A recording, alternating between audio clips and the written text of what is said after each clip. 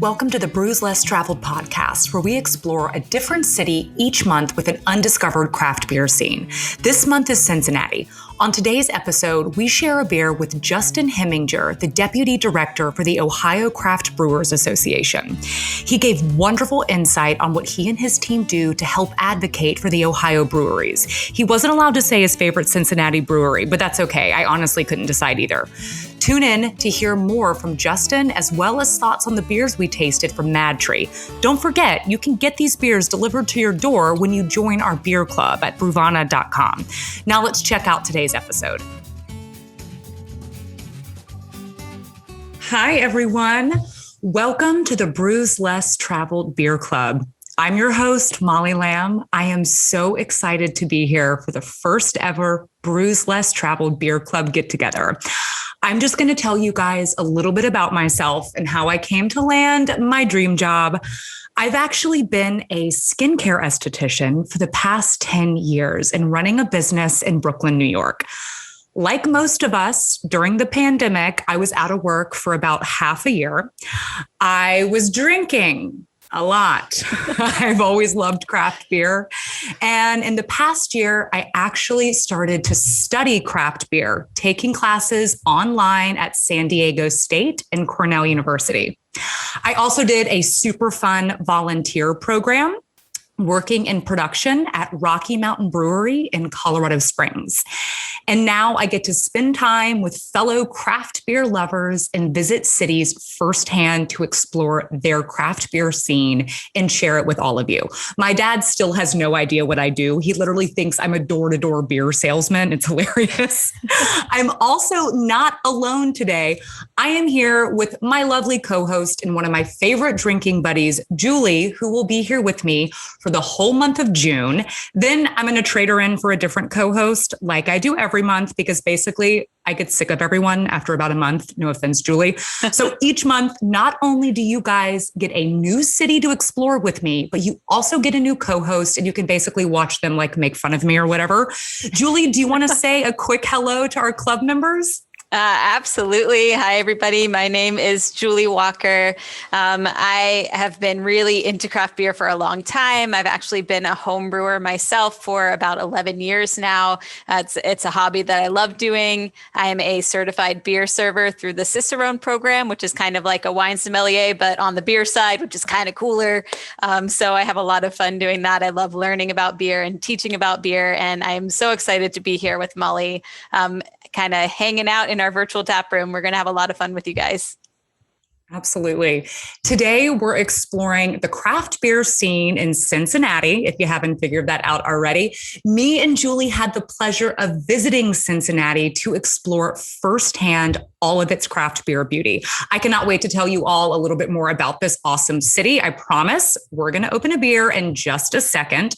We also have a wonderful guest that'll be joining us a little bit later, Justin Hemminger, the Deputy Director of the Ohio Craft Brewers Association. He'll be coming on in a few minutes, so we'll introduce him a little bit later. We are going to be drinking the Psychopathy and Happy Amber from MadTree Brewing today. I hope you all drink along with us as we hang out. All right, Julie, are you ready to crack open a beer? Absolutely. All right, ready. Let's start with the Happy Amber. I am going to do what I like to call the perfect pour. This is going to help you get the most character out of your beer. So what I'm going to do, I'm going to use my beautiful Bruvana glass and I'm going to tilt it to about 45 degrees. I'm going to aim the beer for the middle of the glass. As it gets about halfway full, I'm going to straighten that glass, and that's going to give you the most nucleation, which is a fancy word for head, which is a fancy word for foam. So let's go ahead and pour our beers, hear that beautiful can opening sound, and try this Happy Amber. It looks so beautiful, doesn't it? It does. But yeah, we drink with our eyes first. This is, just as the name suggests, a beautiful amber color. Absolutely gorgeous.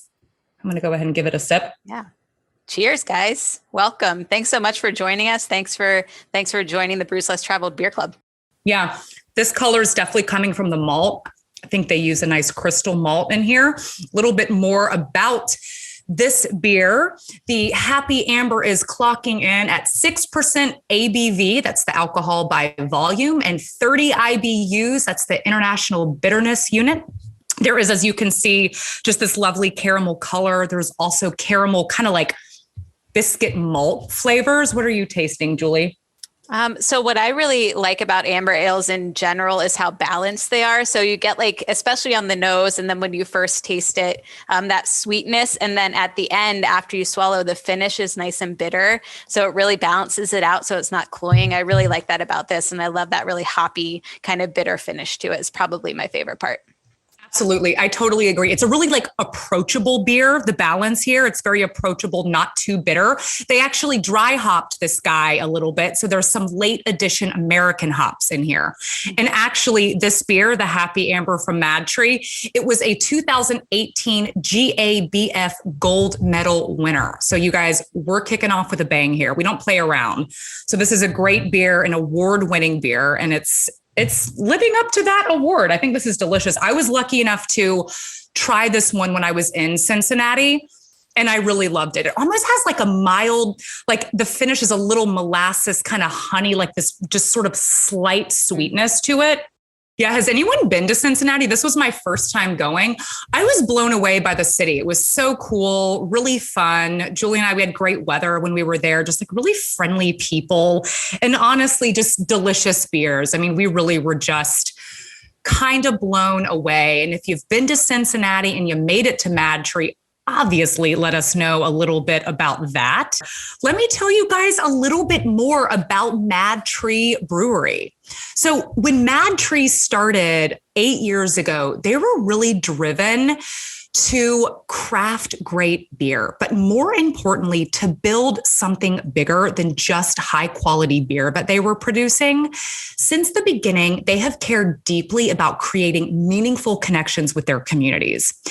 They embrace their name MadTree and work to celebrate and protect nature while reducing their impact to the environment. They're proud members of the 1% for the Planet, with a commitment to donate 1% of their sales to nonprofits focused on environmental sustainability. The craftspeople at MadTree, they wake up every day to connect with people, to nature, and each other. They actually planted 2,000 trees last year. Yeah, that's awesome. I'm coming from a nonprofit background myself and moved into craft beer. So anytime a brewery is doing something really amazing in their communities, doing things to help local nonprofits, they're always a brewery that I want to be going to. So that's really exciting to hear. And they also have a lot of really fun community events too, right? So I saw on their Instagram, they did kind of a local tie-dyeing event where people could bring in shirts and bandanas and tie-dye those. I know they do weddings. We saw their wedding venue. Absolutely. I know we loved when we were there just visiting the brewery. We got to take a tour around the brewery, and they just have like these beautiful plants. They also, Cincinnati in general, Molly, had this really cool like brewing heritage, right?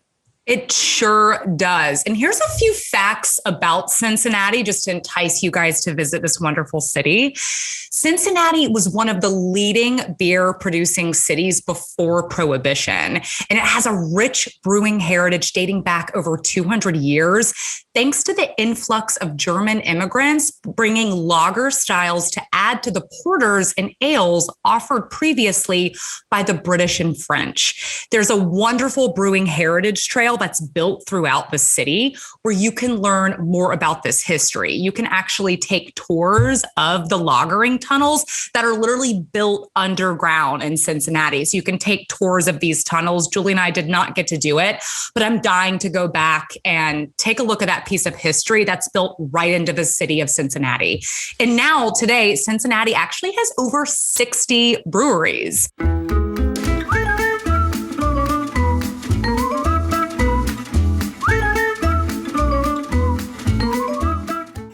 And now we're ready to dive a little deeper into Cincinnati and its craft beer scene as we interview our guest, Justin Hemminger, the Deputy Director of the Ohio Craft Brewers Association. Justin, welcome. How are you? I'm doing great, actually. I cracked open a Happy Amber with y'all, and this is just a fantastic beer. I am a big fan of this one. Like you said, it's an award winner. It actually won the gold medal at GABF. They entered it not as an amber ale, but they entered it as an ESB or an extra special bitter. And that's a style that I think a lot of people sleep on or don't really give a lot of respect to. I mean, you can't really sell something that has the word bitter in the title. Like people have a visceral reaction to that word. But I mean, this is just a fantastic beer. It's so smooth drinking. It's just a classic style, classic English pub ale. And it's the kind of beer, I mean, even at 6%, you can knock back a couple of these and be doing just fine and be able to talk eloquently about Cincinnati's brewing history. Absolutely. That's such great feedback. And that's interesting that they entered it as an ESB, because I'm pretty sure I thought ESBs had to have like a specific malt that they actually kind of stew a little bit to kind of get that like sweet flavor from it. But that's interesting. And you're totally right, Justin. I think the word bitter in there, the extra special bitter, I think it does kind of freak people out, like on a marketing level. Like they think it's going to be super bitter, but it's actually, as we were saying earlier, it's such a well-balanced, such an approachable beer. So that's great feedback on that. And I want you to kind of tell everyone just like a little bit about yourself, Justin. Where are you originally from? Where do you currently live? And how did you get into craft beer? I grew up in Northern Ohio, just south of Sandusky, Ohio, home of Cedar Point, America's roller coast. If anybody's from Cincinnati, you know that there's a dueling amusement park in Cincinnati that is actually now owned by the same company as that owns Cedar Point. But we always, growing up in Ohio, it's like, which is better? Oh, Kings Island's better. No, Cedar Point's better. Eventually you grow out of that and you realize that they're both great. But yeah, I grew up there. I went to school in Toledo, and then I went to college in Bowling Green, just south of Toledo, and moved to Columbus just under 20 years ago. I actually got into craft beer in the first quote unquote, I'm doing finger quotes. You can't see my finger quotes. I guess the first quote unquote craft beer I had was actually, I went to Germany in high school as part of an exchange program. And I got to taste, the classic German brewed beers, made by the Reinheitsgebot, and, all those breweries that have been, operating since the 1500s. And I fell in love with beer at 17 and then came back to America, where I was punished and not able to drink any of it for another 4 years legally. But I got into it that way, and just, I never really looked back. Like once I knew that there was something that great out there, that beer could be something so much more than what we kind of expected of it in America. I couldn't get enough. Absolutely. That's so great. I always love kind of hearing how everyone got involved in craft beer, because I think it's something all of us involved in this community really love. And so, Justin, I'm kind of curious for you to tell everyone, what's the main role of the Ohio Craft Brewers Association, and what is your role specifically within the company?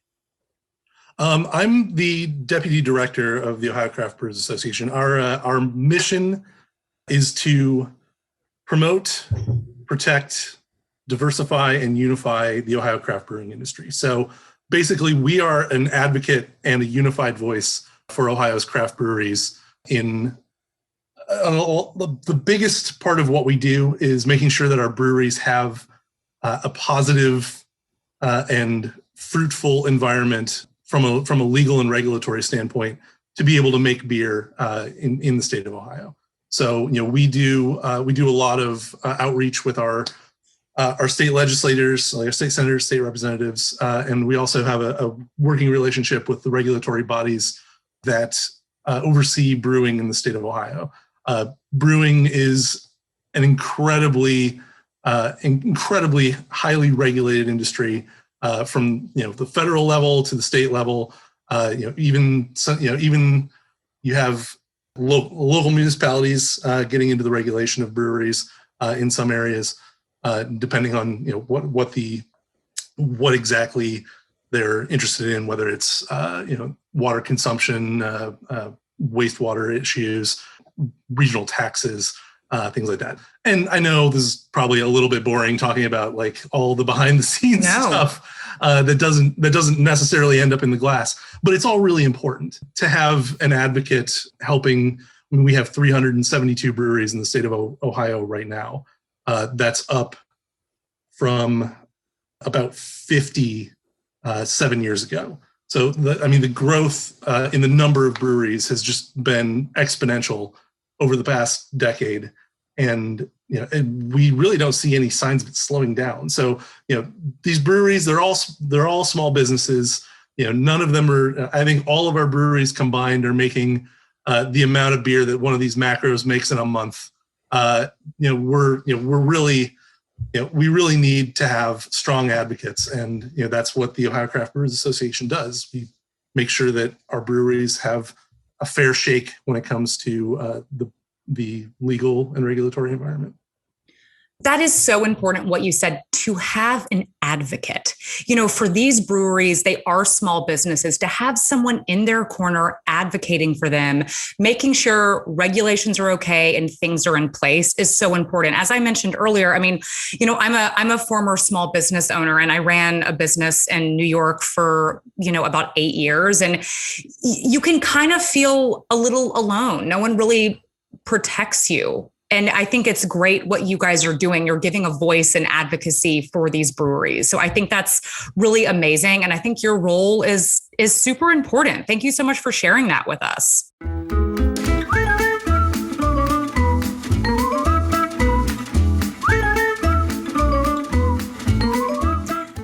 Let's take a beer break. Our guest Justin mentioned Reinheitsgebot. Now, what is Reinheitsgebot? Well, it's a 500-year-old German purity law stating that the only ingredients that could be used in the production of beer were water, barley, and hops. What's missing here? That's right, yeast. They didn't know at the time that you actually needed yeast to make beer. Reinheitsgebot had 3 goals: to protect drinkers from high prices, to ban the use of wheat in beer so that more bread could be made, and to stop brewers from adding toxic ingredients to beer.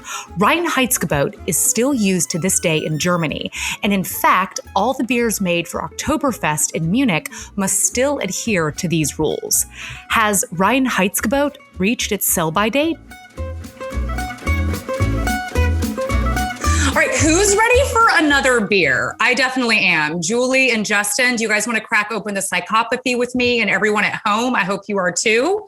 Cincinnati, I think just because the brewing history is so rich.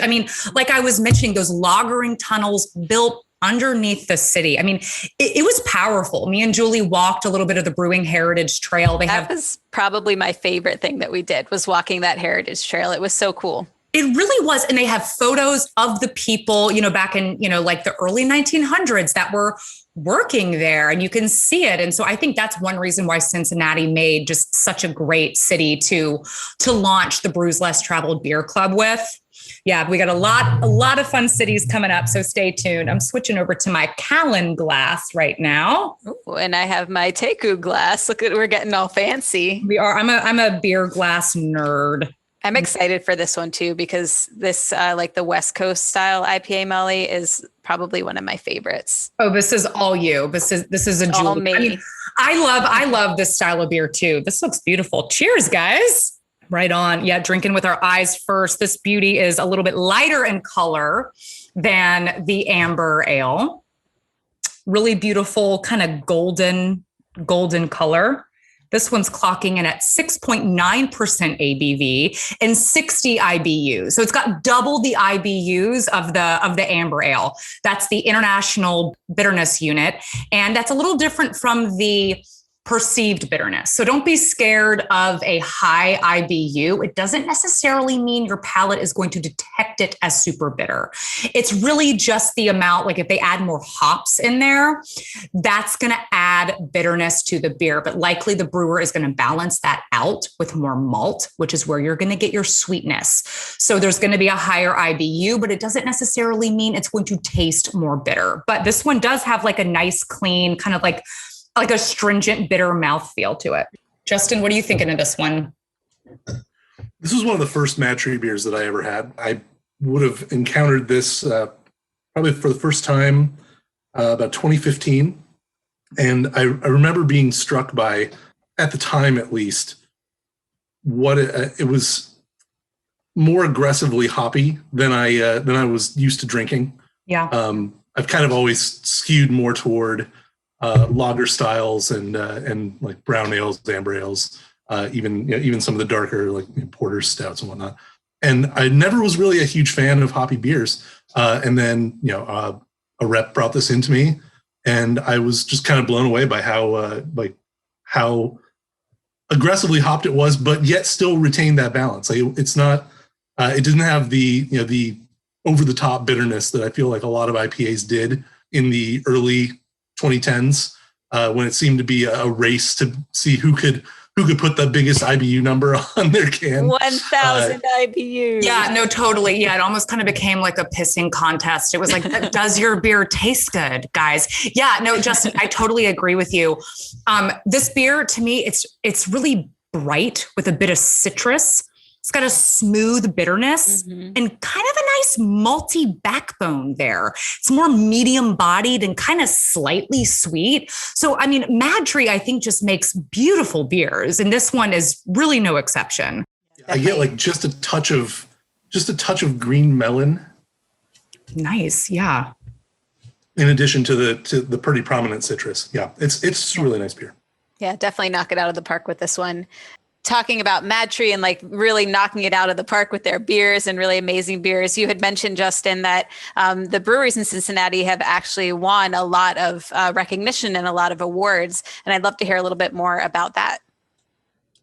Yeah, over the last 5 years, 9 Cincinnati breweries have won a total of 27 medals at 3 of the country's most prestigious beer competitions.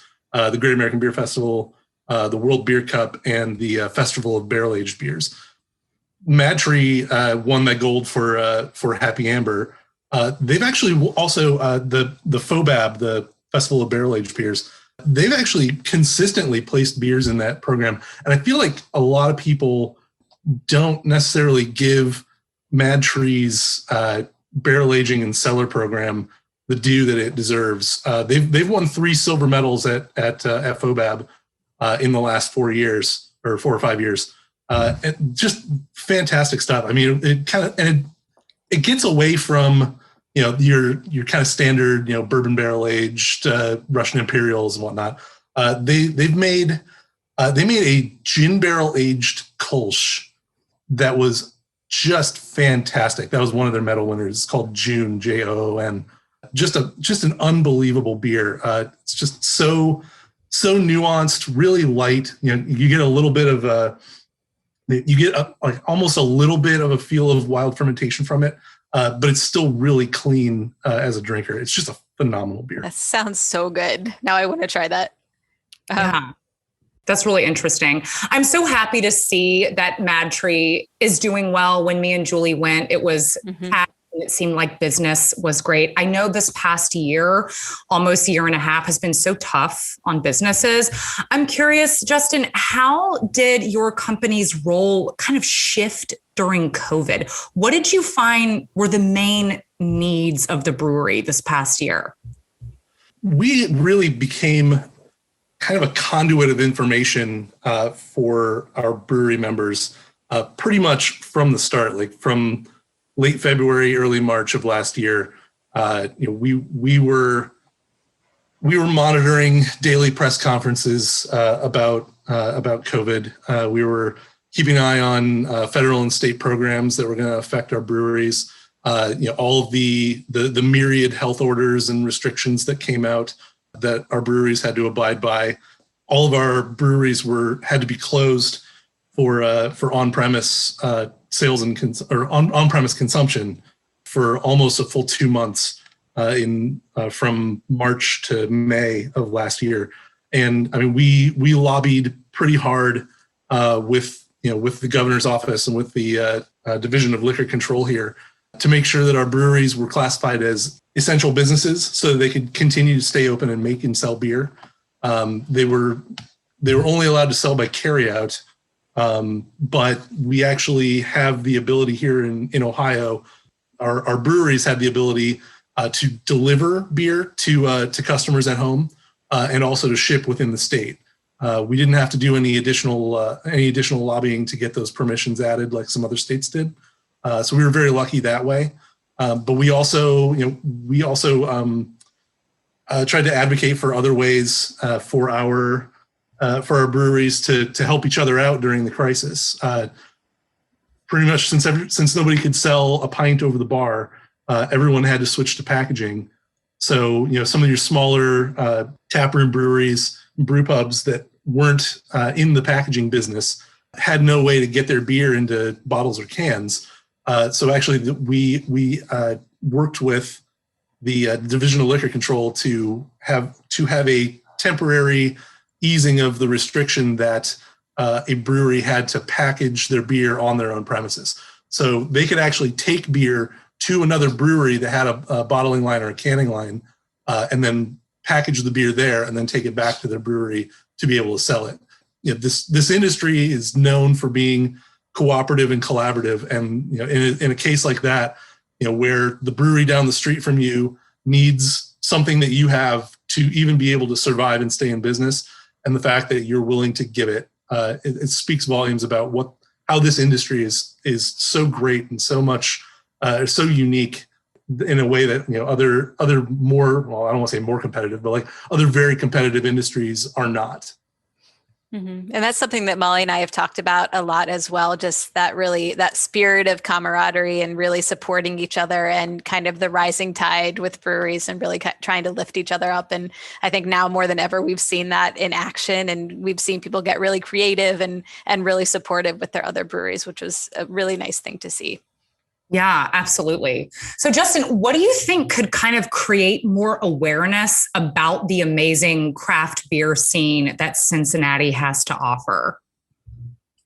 We do a fair amount of marketing in state just to get people from other parts of the state to go to Cincinnati and explore the beer culture there and try the beers and expose themselves to something new. And then, of course, that works the other way around too. Since we represent all the breweries in the state, we're trying to convince people from Cincinnati to go try beers in Columbus and Cleveland and Dayton, Toledo, and all the points in between. So yeah, we do a fair amount of that ourselves to try and get people to come and check out Cincinnati beers. We do an annual magazine. We have our website. We have a weekly blog that features stories from all the regions of the state, including Cincinnati. So there's a great community of people who are interested in checking out all of these breweries. And with our app Ohio on Tap, we actually incentivize people to go to all of their local breweries, go to the breweries around the state. In Cincinnati alone, I think you said there are about 60 breweries in the area. We, without really breaking a sweat, if you're from Cincinnati, you can earn several prizes from us through our app before you even get out of your area and go start checking some other places out. Cincinnati's got such a great story. You touched on it with the brewing history and the heritage of all those breweries that date back hundreds of years. It's got a great story in and of itself. And I love Cincinnati. I don't play favorites about Ohio cities or breweries or anything, but Cincinnati's just got such great character. It's a great place for me to visit, and we've got a lot of friends down there that just love the city. It's fantastic. I cannot oversell Cincinnati, I guess is what I'm trying to say. Absolutely. No, I think that's so well put. And I love it. I love that you guys have an app, Ohio on Tap. That's great. And if you could describe the Ohio craft beer scene in like 2 words, what would it be to you? World class.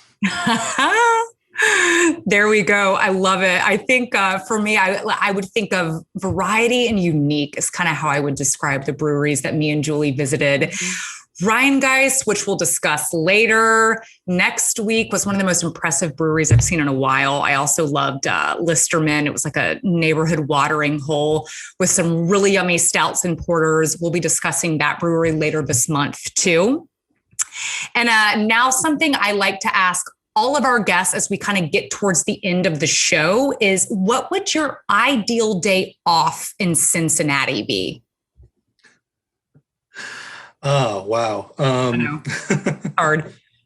I'll tell you, I'm a huge baseball fan. You can't see all the nerdy baseball stuff I have around on my desk that's on the other side of the camera. It's gotta be a Reds game for sure. In season, obviously I got 6 months to work that out.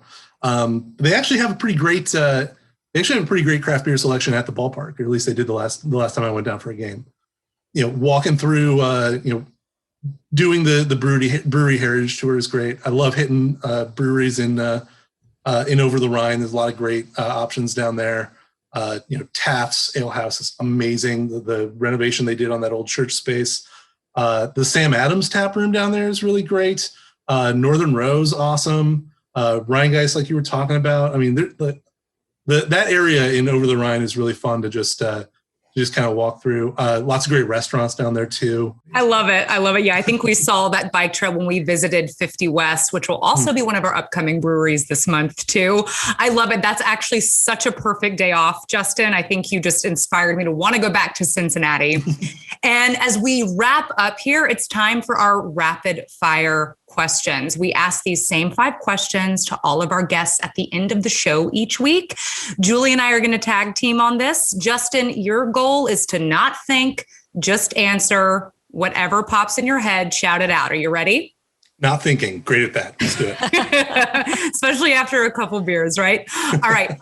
Favorite beer style to have on the beach? Mexican lager. Just, love a clean little splash of lime, maybe a little salt if I've got it around. Yeah, perfect. Favorite beer style to have in the winter? I don't really usually like to go with anything super, super heavy, but like a Dunkel, like a German Dunkel, is great. Last beer you drank and loved? Wow, I'll probably, I would get in trouble if I didn't say it was the Psychopathy, right? Yes, you would. How about your favorite beer to have with food? I feel like wheat beers pair really well with food a lot, like in kind of a general way. Like if I'm having something like, if I'm having something kind of light, like a Hefeweizen's just awesome with kind of like summery food, or like like a big salad or something like that. Yeah, that sounds good. Something in the wheat family is good. I agree.